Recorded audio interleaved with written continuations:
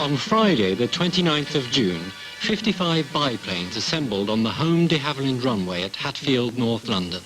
The next day they set off on the greatest ever Tiger Moth air race. First leg, Hatfield to Hucknall for refuelling. Second leg, on to Sunderland to prepare for the long final stage across the border to Strathallan in Scotland.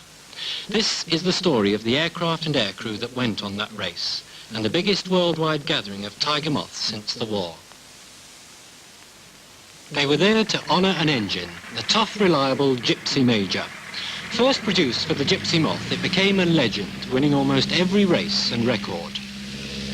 But the Gypsy Moth had its rough edges, and by 1930, de Havilland began designing a more comfortable plane, the Model T of basic trainers, the Tiger Moth. Evolved on borrowed drawings, the whole project looks hit and miss with hindsight. But in 1931, the accidental aircraft went into production as the RAF trainer. No one knew what a masterpiece the Tiger Moth would prove and how affection would grow for the aircraft. With its Gypsy engine, it became the most loved plane in the entire flying world, always capable of holding an audience. Last year, squadron leader David's sister flew solo to Australia, and there was still romance left in aviation, especially in a Tiger Moth. Of the over 8,800 originally built, there are now 90 left in Europe, of which more than half would fly to Hatfield for the rally. Already 2 weeks early, one of the crews was preparing for the race at the majestic parish church at Terrington St. Clement's near King's Lynn.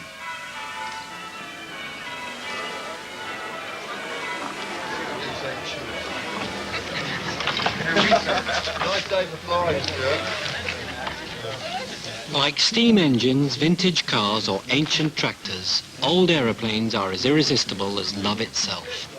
Saturday the 16th of June was the first Saturday for 15 years that Henry Labouchet wasn't rebuilding, tinkering or flying an aircraft. He was getting married. Was the wedding timed for the race as well? Yes, it was slightly, yes. What do you mean slightly? That was her idea, it wasn't mine. I didn't want to get married. Put a nice smile on, Henry. Do you think you'll win? What? Do you think you'll win? Not a chance, but we're going to have a hell of a lot of fun. No, he hangs on his propeller, doesn't he? He drops.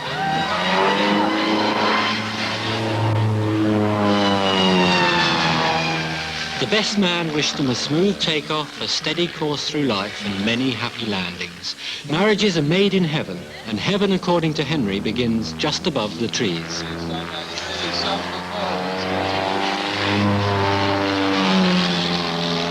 If you look closely between the canapes and vol au-vents, there was a shy man who toned to the background like a chameleon. The Labouchet wedding was his very last day off. Stuart Mackay is the hub around which the Tiger Moth world revolves. His aeroplane remains unfinished in the garden shed. Every time he rolls up his sleeves, the telephone rings. His aircraft used to be in the lounge, but got ousted by married life and biplane organising.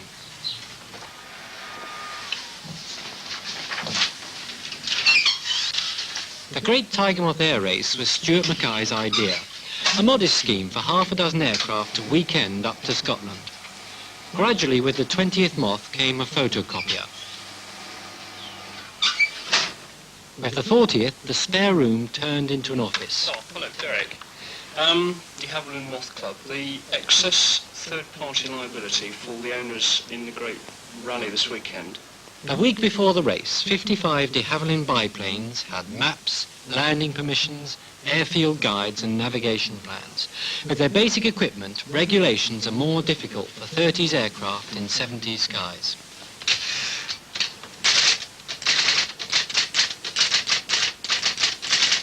Now, this was meant to be just a weekend jaunt, wasn't it? What happened? That was the original idea, Bernard. We thought if we could arrange 25 aeroplanes to come to Scotland for a quiet Sunday afternoon up there, we'd be doing quite well. And it just took off? It just took off, yes, taken over, actually, entirely. You only really begin to understand the logistical complexities of the race at each pilot's home ground. Stewart expected over 50 aircraft. 1 week before the race, we set off round Britain and Europe to meet 6 of the flight crews.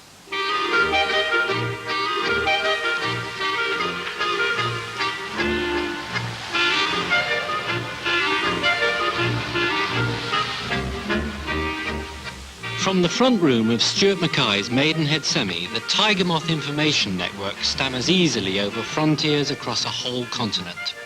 The entire Swiss squadron of 2 Tiger Moths based at Beltmoos Airport, Bern, sent their entry forms 8 efficient months early and gathered 5 days before the race for the flight through France to Hatfield.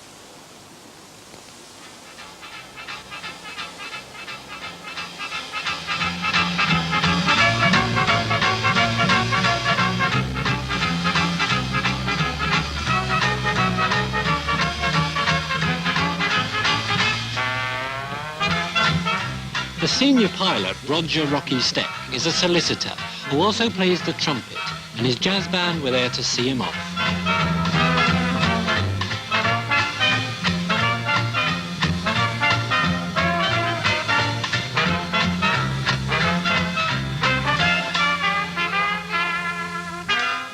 I was certain at once. I thought that will be great to join in and to do the long journey, to see all the Tiger Moth together, and I would be glad to make part of that race.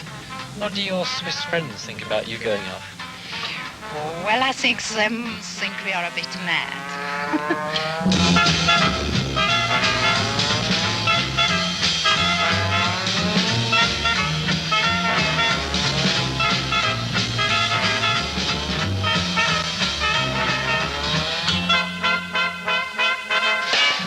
For the 3-day journey, Rocky would be flying in formation with his colleague in Switzerland, manager of a ski company in Lucerne, Richard Dent.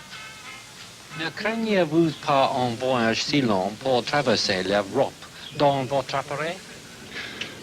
C'est clair que c'est un peu long et dans un Tiger Moth c'est plus difficile. Les étapes sont courtes, on fait 2 heures par étape seulement, mais je l'ai fait 3 fois déjà. Et pour une manifestation de ce genre, j'y tiens, je veux y aller. La langue ne pose-t-elle pas un problème pour vous en Angleterre? Not at all, old boy. I'm from Surrey, England. Oh, I see, you're going home. That's right. In fact, Richard Dent is an Englishman living in Switzerland, working for an American company. His plane, built originally in Australia, was reassembled in the United States. Just put me down as a multinational entry, he said, before he set off with Rocky across Europe for the race.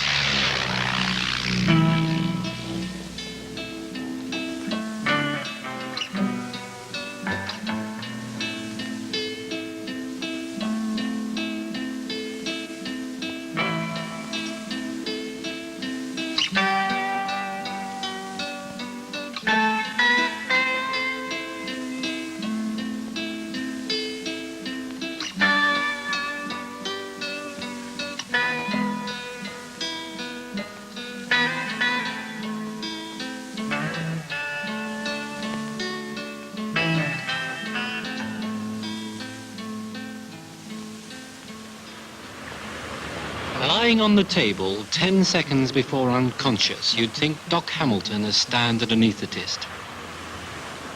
At home, the clues begin to point in other directions, and outside, the evidence starts to fit in place. A 65-year-old lady doctor from Chesterfield with an MG midget.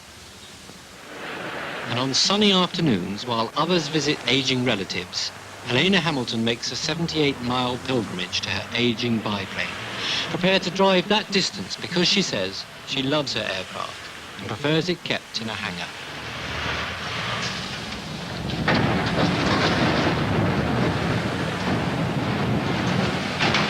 I'd love to win, but I think there'll be a good many much more experienced and much more expert pilots than myself. But I tell you one thing, and I can say this, where I will be at the top, no one will enjoy it more. That's for sure. But just flying all the way to Scotland. Oh, but No, it's never dull. Never. In this? No. She never. will get there. You better. Yes. She'll get there. The plane is like its owner, robust, adventurous and reliable. But Doc Hamilton won't risk her love in bad weather, doesn't enjoy aerobatics, and while her navigation will get her there, it won't be to the second. The only lady pilot in the race doesn't expect a prize.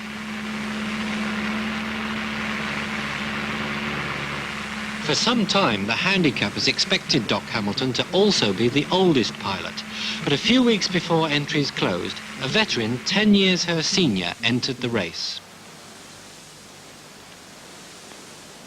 At 75, Air Commodore Wheeler is probably the oldest pilot in Britain. He's written several flying books, including one about the making of the vintage aircraft for the film Magnificent Men in Their Flying Machines. A pensioner from the Royal Air Force for 25 years, the flying authorities recently tried to withdraw his license, but without any success. I do know a Spanish general who went on flying solo until he was 93, I think it was. Until he was 93. 93, but they're very broad-minded in Spain. Do you have that idea in mind? Well, I hope so. I'd like to keep going till then, but I don't know. That's a matter of luck, you know. Now, you'll be landing about 3 times and taking off 3 times as well. Yes. You won't find any problems with that? Oh, no, I don't find any trouble at all in that. In fact, even with aerobatics or anything like that, I find I can do them just the same.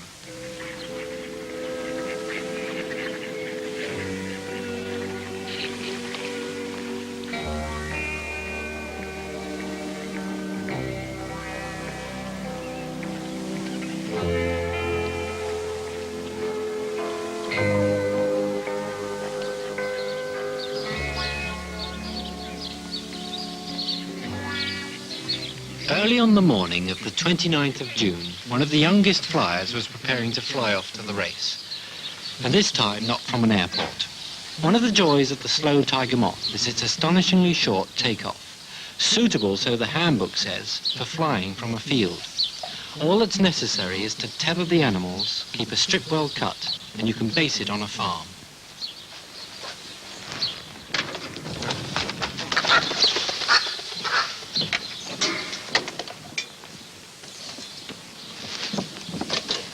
Why do you keep your aircraft on a farm? Well, I like flying it on grass mostly. It's much nicer than off concrete, and it's close to the house, really. Isn't it more dangerous? Well, it's not as big as most airfield strips, but it's just takes a bit of getting used to and knowing where the trees are. Do you see yourself as one of the amateurs in the race? Oh, yes, definitely. I don't do this for a living.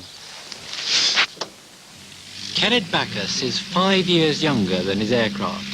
An American based near Norwich, he wasn't in the least interested in international rivalry. A shoestring flyer who was going on the race to learn. But at the other end of the scale, that Friday morning, they were engaged in rivalry. The professionals were busy. When David's sister entered for the Air Force, the Royal Navy agreed to detach their Tiger from the historic aircraft collection and fly it in the race. Although not confident of really doing well, the Navy were the last service to operate Tiger Moths and set off to seal a love affair with biplanes that has lasted 40 years.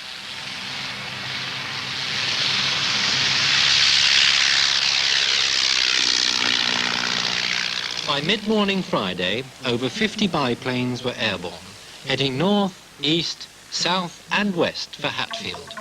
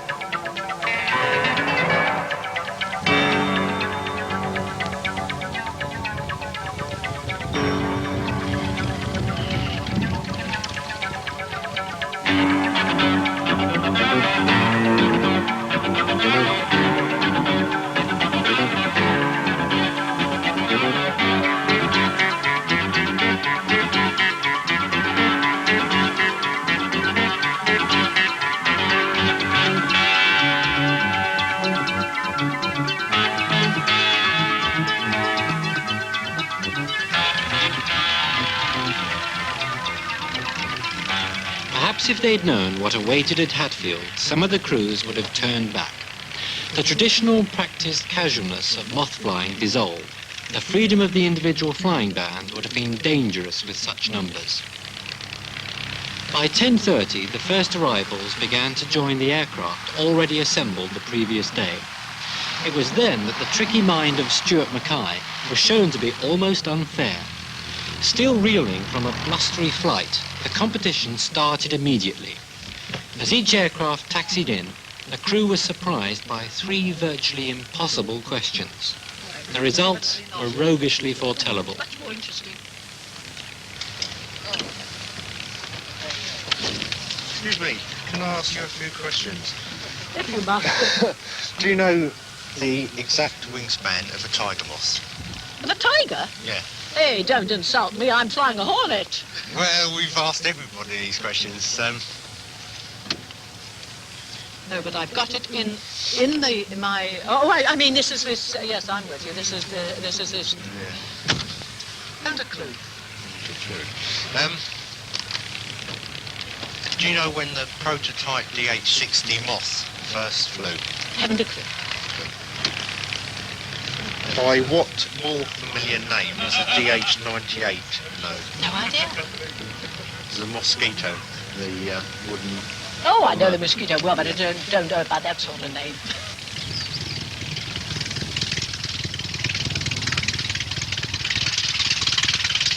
By noon, half the aircraft had arrived. The Swiss, although delayed in France, had enjoyed themselves. Quite, yes. We had to spend the night, supplementary night at Reims. Yes. We had a very good bottle of champagne there. So you're in good form? Yes, yes. But for Henry Labouchere, honeymooning in West Indian sunshine, the weeks before the race had been a disaster. It was a disaster. Why? Yeah, well, I was in bed with flu the first 3 days, and she was in bed with flu the last 3 days. And that was that. Not much of a honeymoon. No. Not really. It's a lovely place, lovely clear water, and very nice for something like honeymoons, you know. How about the flying? You missed that on the honeymoon, I suppose. Oh yeah, but luckily I had a water bomber, one of these things they used to put fires out. I could watch from the bedroom window, so that sort of kept me quiet for a minute, you know. As each crew signed on, the rules of the race progressively began to sink in.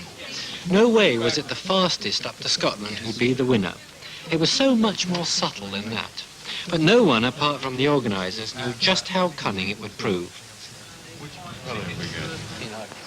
Certainly not the Royal Navy pilot, Paul Chaplin, more used to flying on Phantoms than biplanes. His main aim was to beat the Air Force in their own skies. It's not a rivalry, it's sort of friendly hatred, really. And I would think the senior service will come to its normal place. The Navy's going to win. Well, there isn't actually an Air Force team competing here today, is I there? think it's really David's sister David, versus well, you, he's isn't a civilian with a light blue uniform nowadays, I think. So. Do you trust her navigation? Absolutely. Are you certain about that? I'm being put into the Well- test here, you know, because everyone knows really that he managed to get to Australia perfectly well without But the navigating. navigation I'm not quite required- sure what I'm doing, but The navigation required tomorrow is going to be very much more skillful than just aiming at a continent. now you're being cheeky. Now, I gather there's a fair amount of competition between you and the Navy. The Navy are represented, absolutely, yes. They've got a very, very nice shiny tiger moth. In fact, it looks very pretty alongside this one. You're being very diplomatic, David. I gather well- it's a Well, bit it of a looks needle pretty. match, isn't it? Will I you beat the Navy? don't know. Ah. I don't know. All I can tell you is that poor old Romeo Foxtrot, this tiger moth, has been a long way. And if she's not the fastest tiger moth in the world, and we just have to wait and see.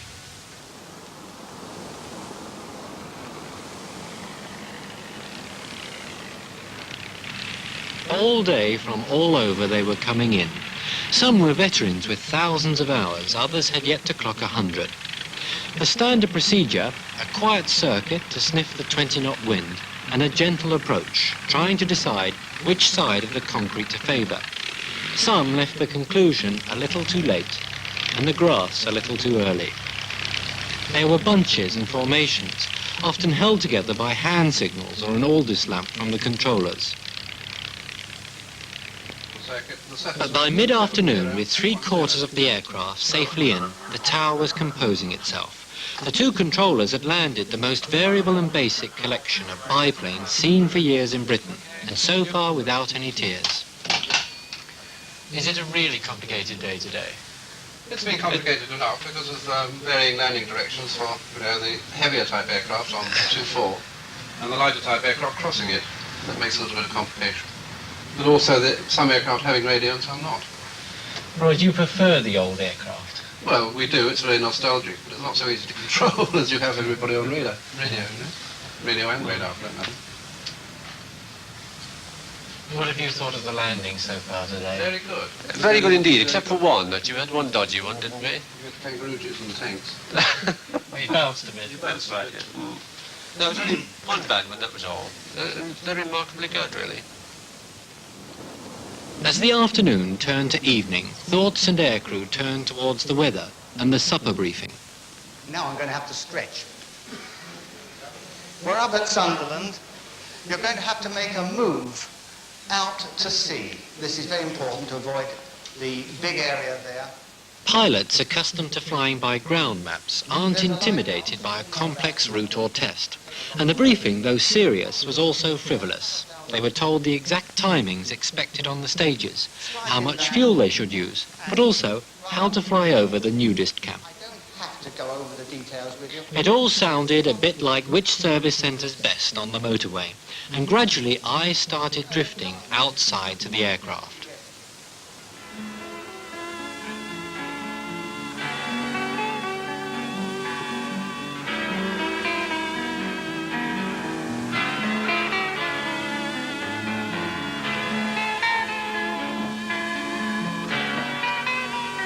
A field full of sacrifices, each plane worth much more than money. Often born in a heap in some far-off lonely hangar and nurtured slowly through many years of caring. Few Tiger Moth owners are wealthy, easy spenders. Most stretch themselves to fly. Friday evening was the first time to stand back and look. 50 biplanes from all over Europe, a tribute to the romance of one unassuming man. And he was like the father of the bride the night before the wedding. Has it been a good day? It's been a splendid day. In spite of all the hassles? Yes, there are always hassles, aren't there, on an event like this? But just look at the turnout, absolutely magnificent. Is the day finished now? Have they all arrived? We're expecting 3 more any minute, coming in from Denmark. They've been held up, have they? Yes, there's bad weather on the Channel coast, and we understand they're on their way from Calais through Southend to be with us, which will bring the total to, I think, 55. And then what? An early night? I shouldn't think so. Very late night, very early morning, briefing and breakfast in the morning, and then on our way to Scotland, I hope. Tomorrow? Do you feel it's going to be all right? I'm sure it's going to be all right, yes. We've got this far, it's going to be all right, yes. I think I can hear one of those planes now. Could be. Old Gypsy. Gypsy, Gypsy. It was the Gypsy engine, and the Danes arrived just before dusk, 7.5 hours late. One of the least experienced crews suddenly blew 6 litres of oil flying over farmland near Calais. Such is the kindness of the Tiger Moth that while the others circled overhead, the crippled aircraft came down safely. We made a landing in a pea field. Then, after half an hour, the police came. 1 more hour, the customs came. Then after some hours, we got it repaired. Filled on some new oil. Then we took off again. We got a clearance. These planes in the background, they came with you, did they? Yes. Is this the complete contingent from Denmark, all three? We are the last. Every plane that set off on the Friday had landed at Hatfield intact. The arrival of the Danes settled the evening gloriously. Are you tired? No. You're not tired? Dirty all over. Looking forward to a bath, I suppose, no? Yes, and water. Have you seen my nails? It's oily.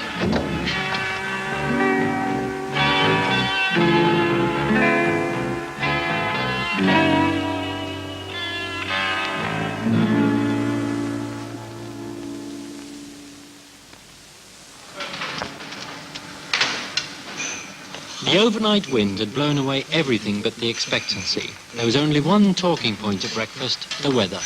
Very little change in the overall picture since yesterday evening's briefing, and that is that there's a high to the southwest of the British Isles, which is... In the south, at least, it would be a cold, blustery day. Overcoats at the end of June. But yes, they would be going.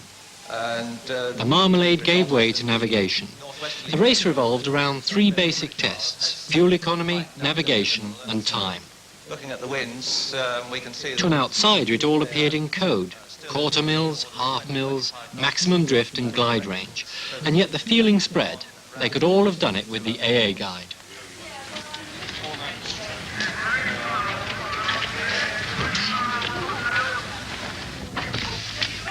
Nicely set out. Mark the house for us. We just put it in, but it's all in the paper. It's all in the brief anyway. Each crew on leaving were given an envelope, the navigation paper. The organisers have been crafty and designed a test of diabolical nastiness. For example, sketch the yellow gantry on the river through Selby. Very neat. Once outside, the last preparations unfolded. Everything set? Everything nearly set, yes. You know that they're saying you're one of the favourites. Are they really? Yes. I don't think I am. Do you feel that way?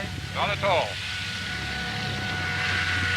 What's your name, Worry, this morning? Oh, the wind, I think that's what everyone will say. There's a lot of wind on the nose. It was the wind that gave rise to the clothing, with the temperature at -3 above 2,000 feet. There we go. There were those with other priorities, the prize for the best-dressed crew. And the more professional with their weird and wonderful assortment of underwear. It's thermalwear, they call it. Contact. Contact. Off. Off. Contact. Contact. A ritual has evolved for starting the engine, which both pilot and crew stick to sacredly. Partly perhaps because the 50-year-old gypsy major tends to please itself. Fuel on. You're on. Total close. Switch it on. Okay. All set. Yeah. Back switch it on. What? Back switch it on. Yeah. Okay. Contact. Contact. Still on. Still on.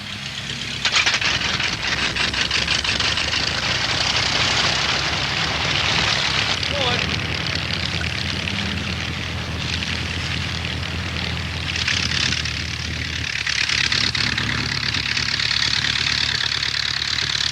One plane a minute in strict regulated order was rather optimistic to expect. All it would take was one rogue aircraft for collapse, and yet it never happened. As the first wave of 18 biplanes prepared to leave, the organisation was not falling apart.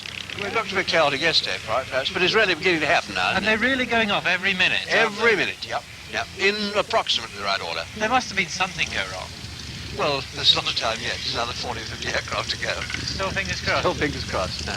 All the best. Okay.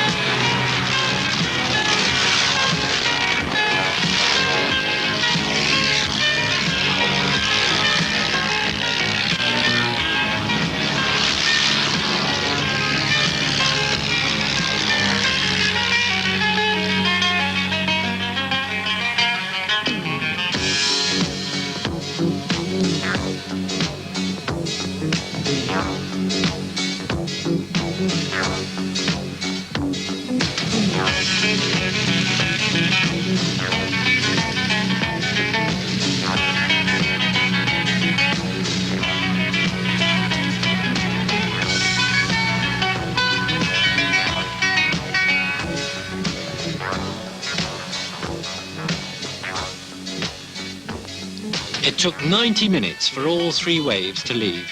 The field was left empty. Never again would the home de Havilland runway at Hatfield see so many old-timers.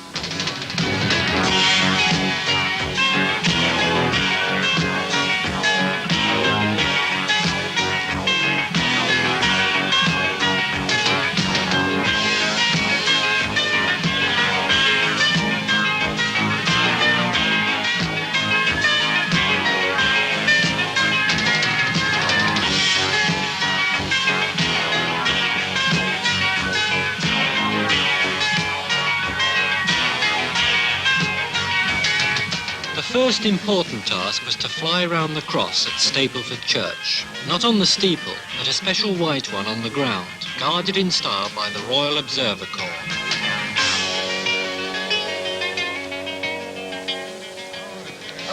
One or two. An engine run yesterday. Chinese a bit of engine trouble or something. This one got over there, Dad. Where? I'm right over there between those lines. Hello. Oh, you found it.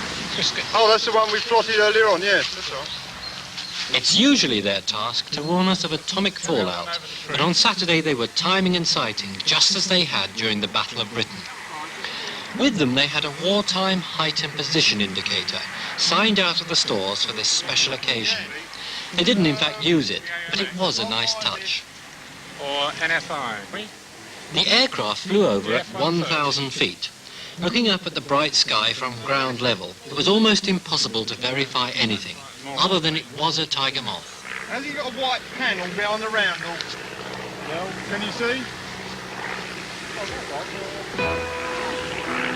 Yes, he has. Yes, he has, yeah.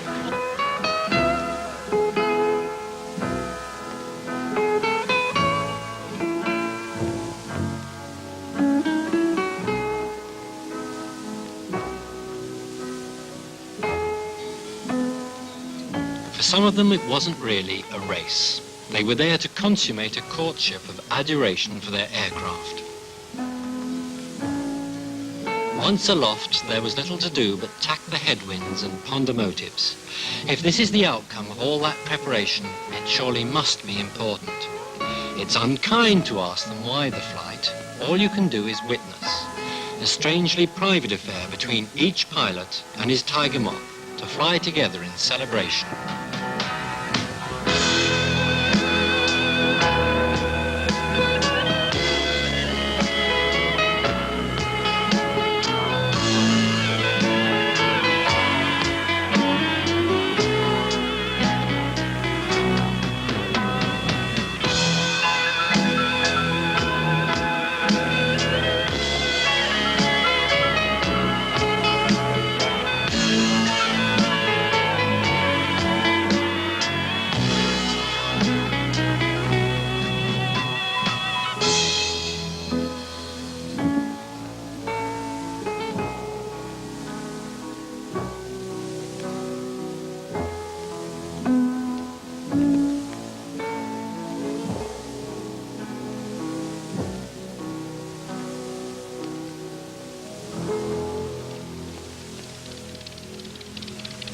According to the handicapper, it was 88 minutes to Hucknall, a cruising speed of 70 knots and 7 gallons per hour.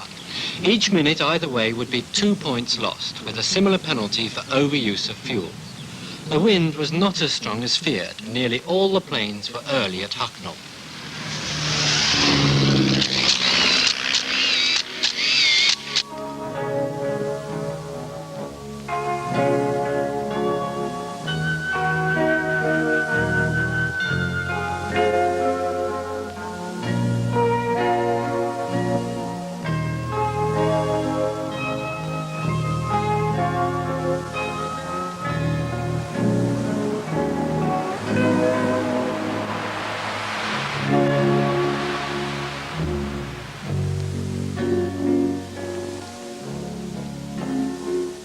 For the more aggressive pilots that did want to win, the battle was not against each other, but facing the ever-changing elements. The best pilot in this kind of race is one who understands every beat of his engine, at harmony with his aircraft, constantly making the small adjustments for optimum revs.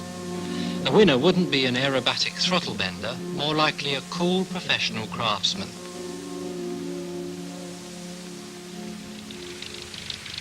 By the end of the second leg to Sunderland, it was apparent that speed was the easiest part of the race, and apart from navigation, fuel had become the major factor.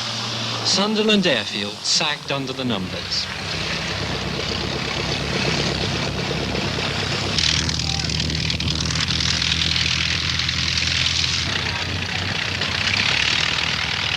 It was impossible to work out who was ahead, the order becoming frustratingly confused. Only one thing was clear. David's sister and wife Cherry were doing well.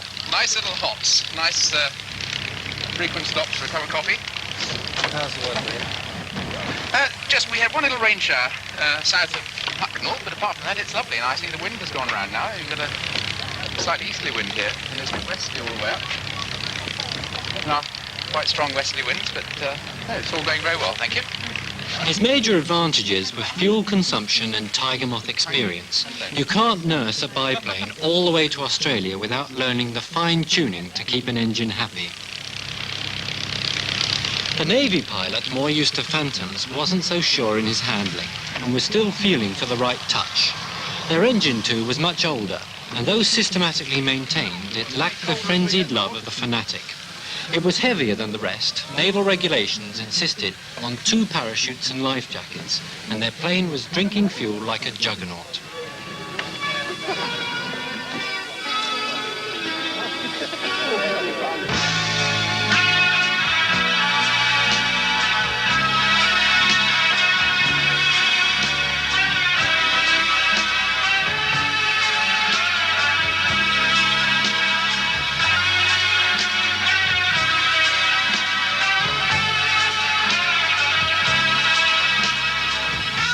The Tiger Moth is a wonderfully sturdy aircraft. None younger than 30 years, they were flying up the spine of Britain quicker than intercity.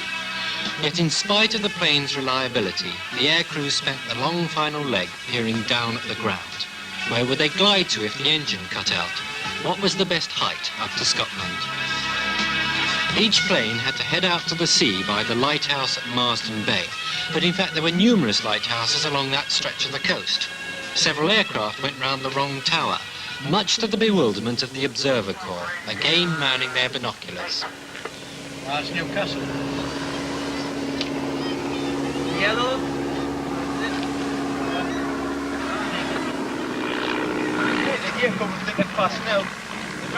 This time they had Geordie accents, but the confusion was the same. Can anybody make out the colour? No, it looks a bit blue, doesn't it? Blue. Blue. Yeah, it's a blue in our it. It's got a bluey tinge, isn't it? Yeah.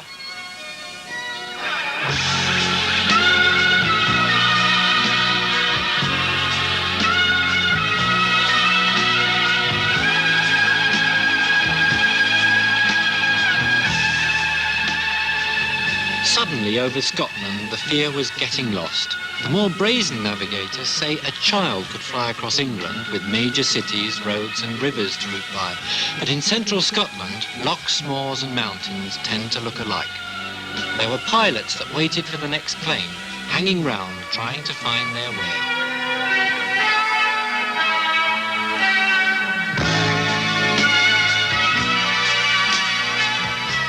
Just before 3 o'clock, 6 hours after leaving Hatfield, the first Tiger crossed the line at Strathallan. A dull morning in London had become a glorious afternoon in Scotland. Although he wouldn't necessarily be the overall winner, with his perfectly tuned engine and smartly enclosed cockpit, it was Richard Dent from Switzerland. Absolutely wonderful. The visibility was marvelous. From York we could see the sea, and when we came up here over the mountains here, the colors were superb. It was absolutely a beautiful flight.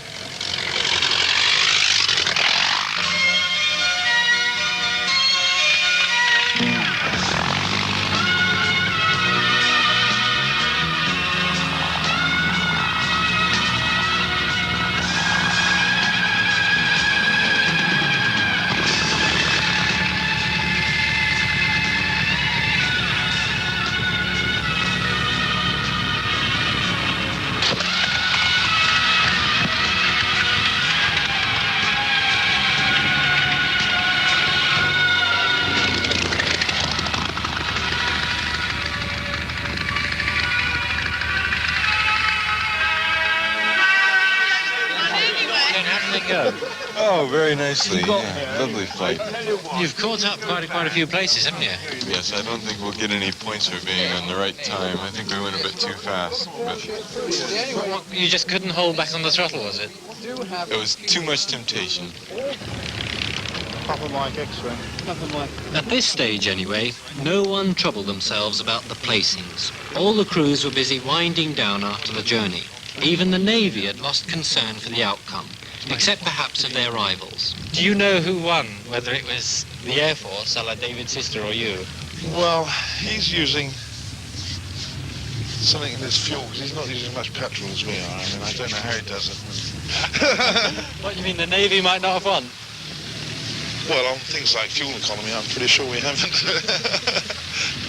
But, You don't care really, do you? no. The Air Force, in fact, were lying down, still recovering from their eve of race maintenance. Everything for them had gone exactly to plan. As the sunny afternoon turned into a crisp evening, the judges began their final tally. Every single aircraft that had left Hatfield safely arrived for sundown at Strathallan. 2 planes had been briefly lost, but put down and eventually found the way. All that was left was the 40-mile coach ride across to St Andrews for the presentation of prizes. What was your most memorable moment? Oh, I think I was watching Henry bounce on his landing this morning. Walking through the lines of moss, there was, I think, about 6 lines of moss. It's something that, I mean, I'll never do again as long as I live, and I'll just never forget it, you know. Well, can I say 3 different occasions? On the 3 landings I've made when I didn't drop the aircraft in from 10 feet. I learned one thing, that there is a very good whiskey, which is famous Scotch whiskey. FamousGrouse Scotch whiskey. The most memorable of this weekend? Yes. I can't answer that question, Bernard. It's been a fantastic weekend. It's exceeded my wildest dreams.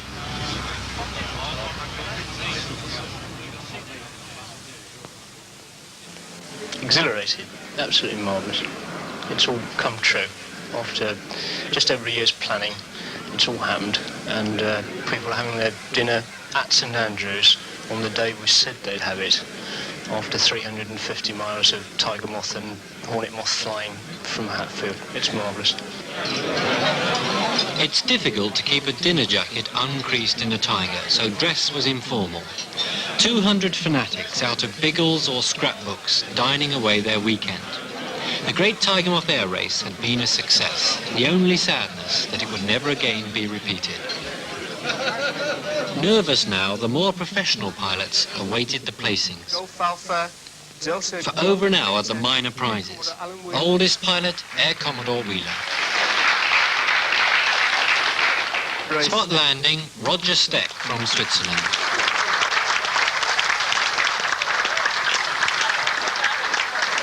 And the also-rans in the overall award, like the crew for 24th place. Overall goes to Lieutenant Paul Chaplin and Lieutenant Commander Frank Cox. Oh, going to get the prize.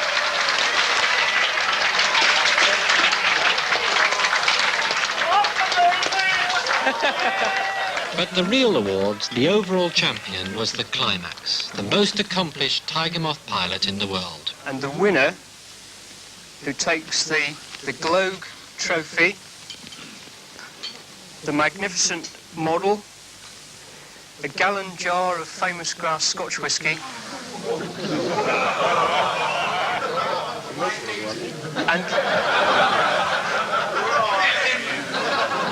and 2 life memberships of the de Havilland Moth Club. How many lives has he got?